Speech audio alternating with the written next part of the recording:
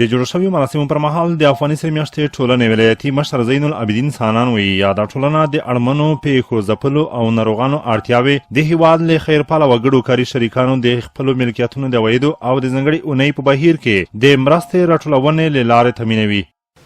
رسول الله صلی الله علیه وسلم فرمایي المسلم اخو المسلم، مسلمان د مسلمان ورور ده. نو چې کله مسلمان د مسلمان ورور سودای په څه کوي لا یظلمه، نه په مسلمان باندې ظلم کوي، ولا یسلمه. عجیبه جمله رسول الله سلام فرمایي. او نه په وخت تکلیف کې، نه په وخت ضرورت کې، نه په وخت حاجت کې بیا تنا پرېږدي. لا یظلمه، ظلم خو خپله نه ورسره کوي. خو که خدای ناخواسته په دې مسلمان باندې بل ځای کې تکلیف راغی د الله له طرفه یو مصیبت و پر نازل سو، یو بل مشکل و پیښ سو، لا یسلمه تنای بیا نه پرېږدي.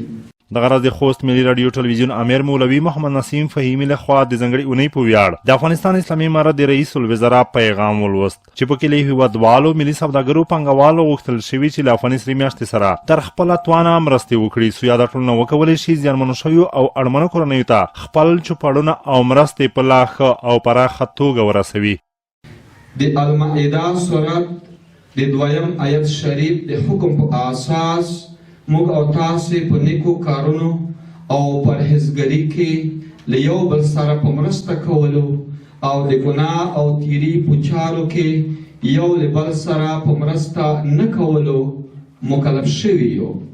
د افغانستان میاشتې ټولنه چې له بېوزلو اړمنو او زیانمنو شویو هیوادوالو سره له هر ډول توفیر پرته مرستې کوي، نو د پورتني آیت شریف په استناد پر موږ او تاسو ټولو لازمه ده چې له دغې ټولنې سره د خیر ښېګڼې په چارو کې د خپل وس مطابق مرستې وکړو. تمې بیا دا دي چې په دې چاره کې د ټولو هیوادوال په پراخه کچه برخه واخلي څو له دې لارې خپلې مرستې په شفاف ډول تر اړمنو بېځایه شویو او پیښو ځپلو ته ورسول شي. هیره د نوي چې دا ټولنه له 94 کلونو راهیسې د اړمنو زیانمنو شویو او بېځایه شویو سره لاسنیوي په برخه کې بشرپال خدمات ترسره کوي.